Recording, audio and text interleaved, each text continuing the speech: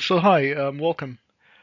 This video is a second part of the GI anatomy lab, and this only focuses on the histology of the GI system.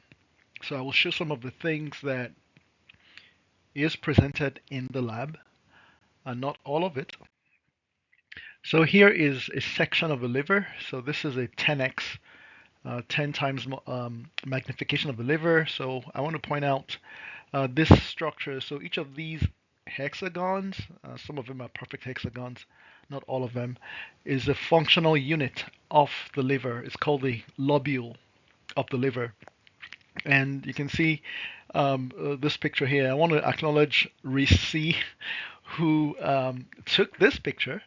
It was very creative and decided to use her phone to take the picture. And so she inspired this particular video. And so at each of the corners of each lobule, there is a triad of three vessels. One is the one carries bile, one is an arterial, and one is a venual. And so this is what it looks like. So that's a triad right here: the portal vein, the bile duct, and the hepatic artery. And all of those things drain, particularly the vein drains into the central vein. And the other part that becomes bile ends up in the bile duct through the cystic duct. So next is the pancreas. And so again, this is another 10 times magnification. Excuse me. And the pointer here is pointing to the exocrine pancreas. That's the part that makes the pancreatic juice. And then to the left, this little thing here, it's blown up on the right, is the islet. Notice you don't see a lot of the purple staining of the nuclei like you had in the epithelium up here. So that's an islet of Langerhans or pancreatic islet. And that's where your alpha cells and the beta cells are. The beta cells make insulin, the alpha cells make glucagon.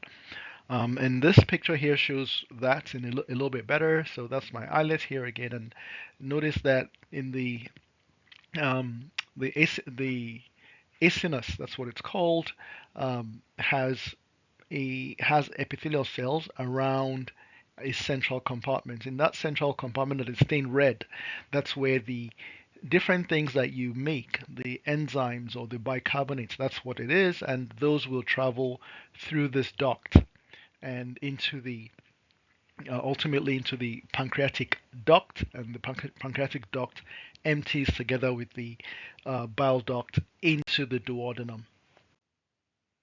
And so this is again is actually from lab, and here is the duodenum, and I like this. Well, I made this picture, so I like it. There is it shows three layers. So first is this is all muscle, smooth muscle underneath the smooth muscle of the duodenum. Above it is glandular tissue, so that's what this is. And the glandular tissue, layer 2, is this is a 40x magnification here. So again, you can see epithelial cells lining a lumen, lining a tube, a space into which whatever these cells make, they are released into that space. And that space ends up ultimately here in the left-hand side inside the duodenum.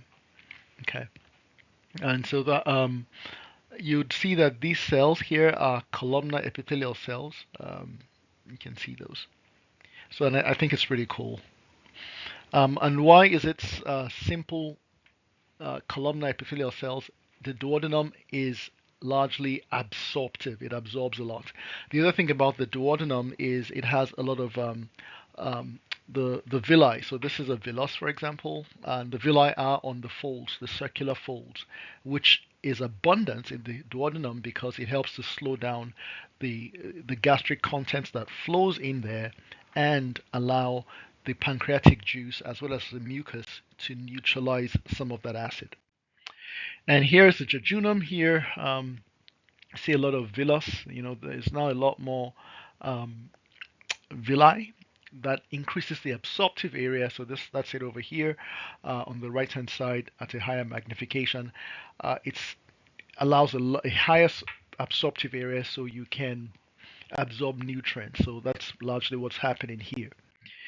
So by the time you get into the large intestines, again, so notice here, this is the epithelium, and here is the lumen, again, the lumen of the colon. So this is where the waste is flowing through, but this is a fold right here, or an invagination. And what you see here is, again, it does have, you can't see it quite well here, but it does have columnar epithelial, simple columnar epithelial cells. But one of the unique things about the colon is it needs a lot of mucus, otherwise it becomes physical waste becomes too, it needs lubrication. So this all of that lubrication is done by mucus, and mucus is released from these cells. And you can see these cells that are not the part that are not stained on the inside, those white clusters, those are really goblet cells that have mucus on the inside.